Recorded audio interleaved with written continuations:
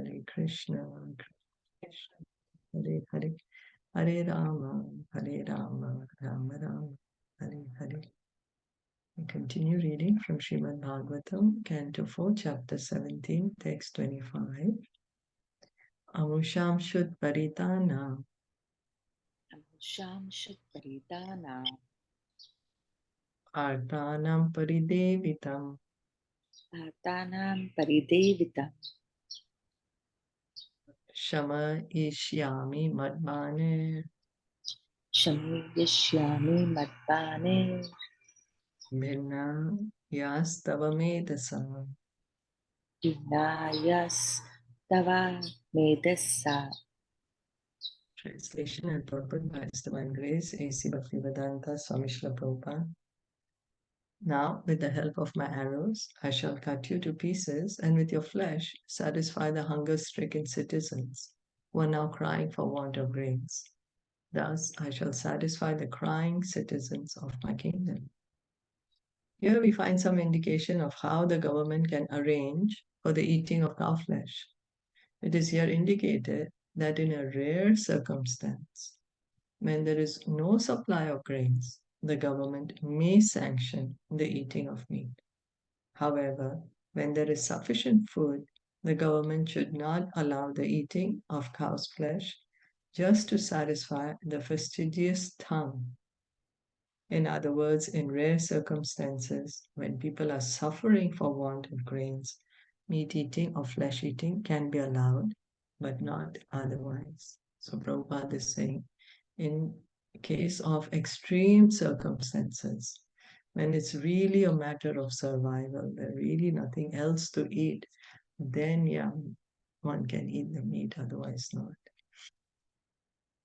The maintenance of slaughterhouses for the satisfaction of the tongue and the killing of animals unnecessarily should never be sanctioned by a government. As described in a previous verse, the cows and other animals should be given sufficient grass to eat.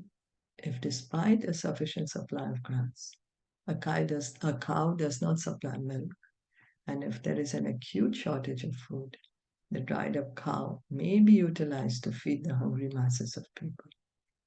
According to the law of necessity, first of all, human society must try to produce food, grains, and vegetables. But if they fail in this, they can indulge in flesh eating, otherwise not. So it's just only an extreme emergency situation. As human society is presently structured, there is sufficient production of grains all over the world. Therefore, the opening of slaughterhouses cannot be supported. In some nations, there is so much surplus grain that sometimes extra grain is thrown into the sea, and sometimes the government forbids further production of grain. So Prabhupada is saying not that when there is ample supply, that there's grains are being destroyed, or the farmers are not allowed to produce the grains, and in that circumstance, meat eating is supported. No, not that. It shouldn't be that way. The conclusion is that the earth produces sufficient grain to feed the entire population, but the distribution of this grain is restricted due to trade regulations and a desire for profit. Consequently, in some places, there is scarcity of grain, and in others, profuse production. If there were one government on the surface of the earth to handle the distribution of grain, there would be no question of scarcity, no necessity to open slaughterhouses, and no need to present false theories about overpopulation. So the idea is from the earth, all of us can live happily and peacefully with food grains and fruits and vegetables. Bhavan Yoshid Utakliba Raman Yoshit Utakliba Atma Sambhavano Adhamaha Atma Sambhavano Atmaha Bhuteshu Nirano Krosho Shunidano Krusho Nirvanam Tadvado Avada. Nipanam tad vadu avadaha. Any cruel person, be he a man, woman, or important unit, who is only interested in his personal maintenance and has no compassion for other living entities, may be killed by the king. Such killing can never be considered actual killing. The planet Earth is actually a woman in her constitutional form, and as such, she needs to be protected by the king. Pṛthu Maharaj argues, however, that if a citizen within the state, be he a man, woman, or a eunuch, is not compassionate upon his fellow man, he or she may be killed by the king, and such killing is never to be considered actual killing. So Pṛthu Maharaj, of course, here is teaching that we should have compassion on everyone. Feel for be empathetic. Here the citizens are crying, they didn't have enough food. So Pṛthu Maharaj is putting forth this argument. As far as the field of spiritual activities is concerned, when a devotee is self-satisfied and does not preach the glories of Krishna, he is not considered a first-class devotee. A devotee who tries to preach, who has compassion upon innocent persons, who have no knowledge of Krishna, is a superior devotee. So Prabhupada here is showing his mood, his compassionate mood. That's what is the instruction of Lord Chaitanya. Lord Chaitanya has instructed everyone to preach Krishna consciousness, to give Krishna consciousness to everyone.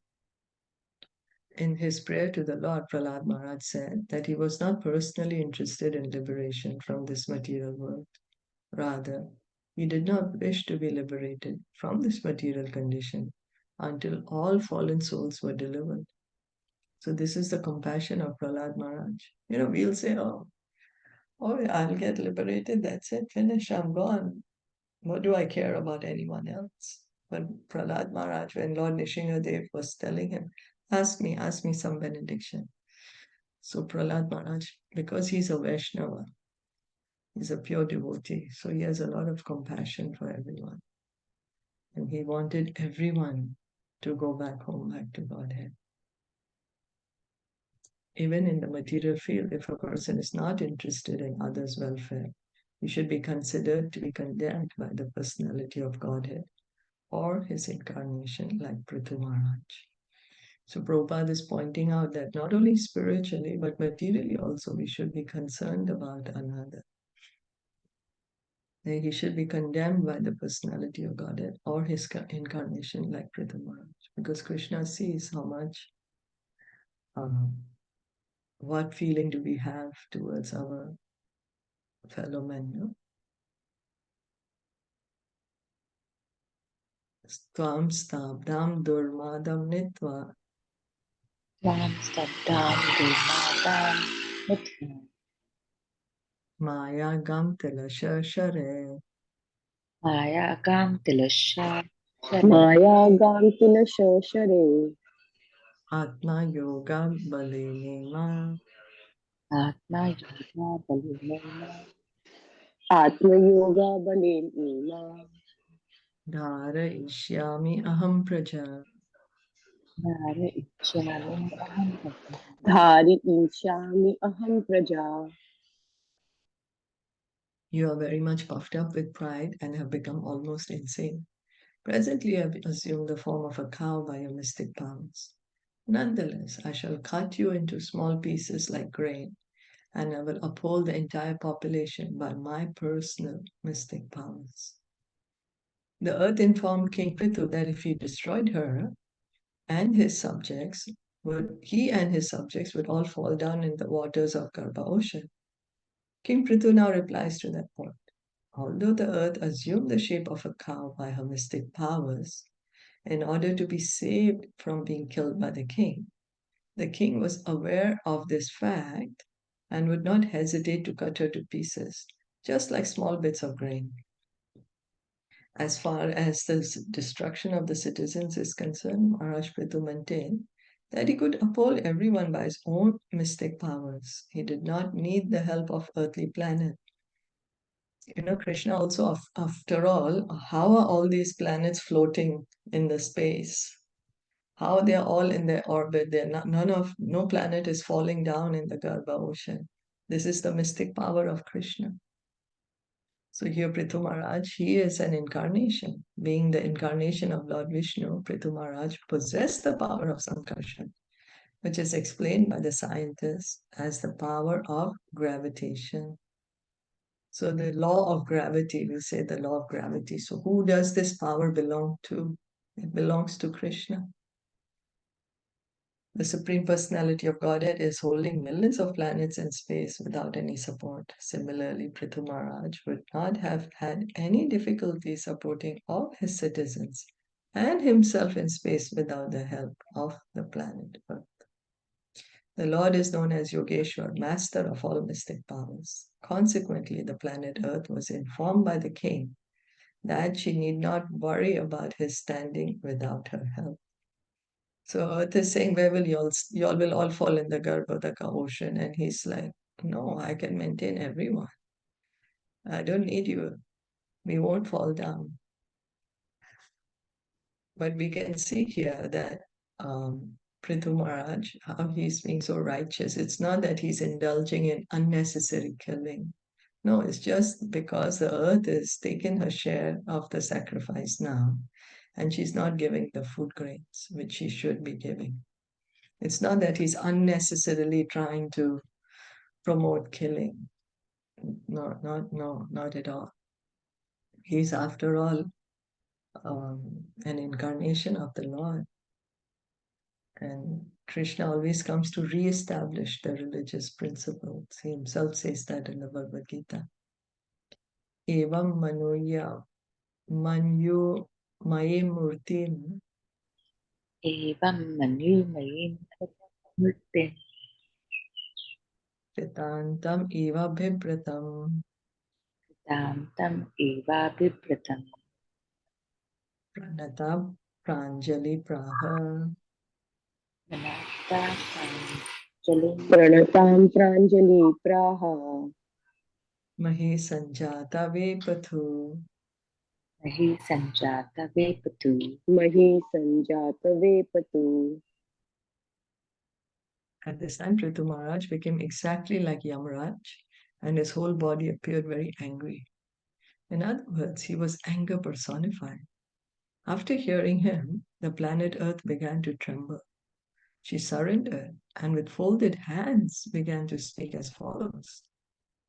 The Supreme Personality of Godhead is death personified to miscreants and the Supreme Beloved Lord to the devotees. So Krishna says, Paritranaya sadhunam vinashaya chaduskritam. He says that in the 4th chapter of Bhagavad Gita, I come to annihilate the demons. I come to protect my devotees. In Bhagavad Gita 10:34, the Lord says, Mrityu sarva paraschaham. I am all devouring death. Krishna is saying, he's saying that I am death personified. Faithless unbelievers who challenge the appearance of God will be delivered by the Supreme Personality of Godhead when he appears before them as death.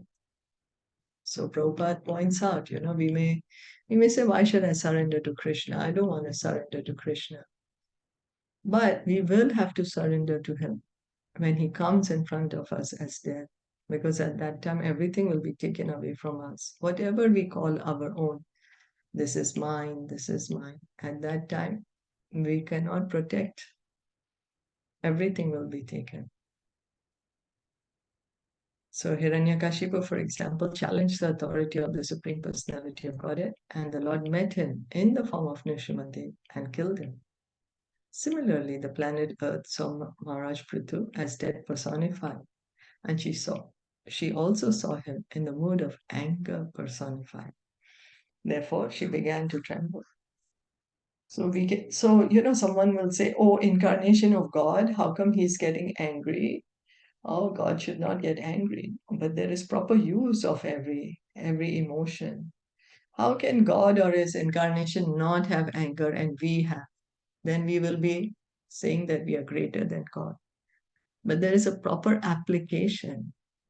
And his anger is without envy. His anger is without the desire to actually do bad to others. It's just to uh, maintain the religious principles.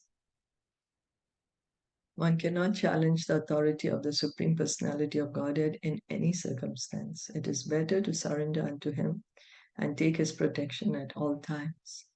So we are at every moment, we are struggling. That's why it's called Karshati. Krishna calls it Karshati. Our struggle for existence in the material world. We are trying to compete with Krishna. We are trying to show ourselves and others that I'm better than God. I know I have better, whatever, better intelligence or better ideas. But it's in our interest if we surrender to Him and take His protection. And Krishna says, one who surrenders to me, I protect them. Do not fear, he tells Arjuna. Since you just surrender and don't fear. Darovacha Vachan Vachan Nama Parasme Purushaya Mayaya Nama Parasme Purushaya Mayaya Vinyastanana Tanave Gunatmane Vinyastana Vinyastanana Tanve Atmane Nama Swarupanubhavena Nirtata Namaha Swarupa Anubhavena Nirdhutaha Ravya Kriyakaraka Vipramormaye. Dravya Kriyakaraka Vibhram Urmaye. The planet Earth spoke, my dear Lord, O Supreme Personality of Godhead. You are transcendental in your position, and by your material energy, you have expanded yourself in various forms and species of life through the interaction of the three modes of material nature. Unlike some other masters, you always remain in your transcendental position and are not affected by the material creation, which is subject to different material interactions. Consequently, you are not bewildered by material activities. After King Pṛthu gave his royal command, the planet Earth in the shape of a cow could understand that the king was a directly empowered incarnation of the Supreme Personality of Godhead. Because he was telling her, yeah, I don't care, I'm going to support ourselves, just in space. So now she's understood that he's an incarnation of the Lord. Consequently, the king knew everything, past, present, and future. Thus, there was no possibility of the earth cheating him. The earth was accused of hiding the seeds of all herbs and grains, and therefore she's preparing to explain how the seeds of these herbs and grains can be again exposed. The earth knew that the king was very angry with her, and she realized that unless she pacified his anger, there was no possibility of placing a positive program before him. Therefore, in the beginning of her speech, she very humbly presents herself as a part and parcel of the Supreme Personality of Godhead's body. So now he's angry. So now she first needs to pacify his anger and then tell him, okay, you can do this. So how is she trying to pacify his anger, saying that even I'm a part and parcel of the Supreme Lord. You are an incarnation of the Supreme Lord, so I'm also a part and parcel of you. She submits that the various bodily forms manifest in the physical world are but different parts and parcels of the supreme gigantic body. So then this goes to show, that each and every one of us is a part of the supreme whole, is a part of Krishna. There is no one or nothing that does not belong to Krishna. It is said that the lower planetary systems are parts and parcels of the legs of the Lord, whereas the upper planetary systems are parts and parcels of the Lord's head. So this is the universal form. The lower planets are the legs of the universal form. The upper planets are the head of the universal form. Then how we say that the hair on the head are like the clouds. Different things. The hairs on the body are like the trees and plants. So everything is there in the universal form of the Lord. The Lord creates this material world by his external energy. But this external energy is in one sense not different from him. Yet at the same time, the Lord is not directly manifest in the external energy, but is always situated in the spiritual energy. So Krishna, he says, yes, I'm in everything, but not that everything is me. We may think, oh, because Krishna has become everything, so now everything has become God, and so now Krishna does not exist anymore. No. Everything is a part and parcel of Krishna. Everything is an energy of Krishna. But Krishna himself, where is he? He's in Golok Vrindavan. Here, he's pervading by his Paramatma feature in the material world. By his Brahman feature, the Brahmajyoti, by his Paramatma, everything is his energy. That's how he's present here in the material world. But where is he personally present? He's a person. So where is he? He's there in Golok Vrindavan. As stated in Bhagavad Gita 9.10, Maya Dyakshena Prakriti, material nature is working under the direction of the Lord. So under whose nature is this, under whose supervision is material nature working? Whose orders is she following?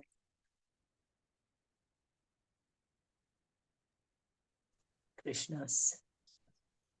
Krishna's order, yeah. Krishna is saying that himself in Bhagavad Gita chapter 9, text 10. Therefore, the Lord is not unattached to the external energy, and he is addressed in this verse as Guna Atma, the source of the three modes of material nature. So, whose energy is this material energy? Who does she belong to? Human beings like ours, I'm sorry? like ours energy. Krishna. Krishna. Yeah, belongs to It Krishna. belongs to Thank Krishna. you. Yeah. And so this material world, the external energy is controlling us by the three modes of nature. So who do the three modes of nature belong to? Is Krishna. Krishna. Thank you. So Krishna is himself saying all this in Bhagavad Gita. As stated in Bhagavad Gita 13.15, Nirgunam Guna Bhoktarcha. Although the Lord is not attached to the external energy, he is nonetheless the master of it. The philosophy of Lord Chaitanya, upholding that the Lord is simultaneously one with and different from his creation, Achintya Bheda Abheda Tattva, is very easily understandable in this connection. So Lord Chaitanya came to explain to us how we each and every one, what is our relationship with Krishna, and that how we are having this connection with Krishna, Achintya Bheda Abheda Tattva, simultaneously one with Krishna and yet different from Krishna. One with Krishna. Why? Because we belong to Krishna. We are Krishna's energy. We are part and parcel of Krishna. Different from Krishna. Why? Because Krishna is unlimited, whereas we are minute. So it means what? One in quality and different in Quantity. Yeah. Thank you. Yeah. Thank you. The planet Earth explains that although the Lord is attached to the external energy, he is nirdhuta. He is completely free from the activities of the external energy. The Lord is always situated in his internal energy. So Krishna is not under the modes of nature. He is the master of the modes. So how will they control him? He is in fact controlling them. He's the master of this external energy, of the material energy. So she listens to him, not that he listens to her. Therefore, in this verse it is stated, Swarupa Anubhavena. The Lord remains completely in his internal potency and yet has full knowledge of the external energy as well as the internal energy, just as his devotee remains always in a transcendental position, keeping himself in the service of the Lord without being attached to the material body. So here Prabhupada is giving what does the pure devotee do? How does he remain transcendental?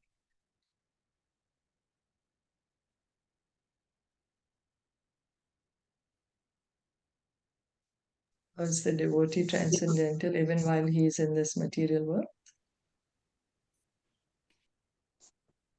He always engage himself in the service of Krishna Yes. without like getting affected by the material body or that like the feeling of I and my. So he is completely engaged in the service of Krishna. Yeah, that's right. Because he's completely understood that I'm a spirit soul. I'm not this body. I'm inside this body. This body does not belong to me, but I belong to Krishna. He's completely understood this. And so that's why he's completely always engaged in the service of Krishna. And in this way, even though he may be in the material world, he is transcendental. We still have some part of this purport. Do you all want to continue or you all want to stop here? I think we can stop here because quite a bit, Yeah, right? this is very long. Yeah, it's very long. So then let's stop here. Srila Prabhupada ki jai, Srimad Bhagavatam ki jai, Gaur Bhakta Vrinda ki jai. Hare Jai. Krishna.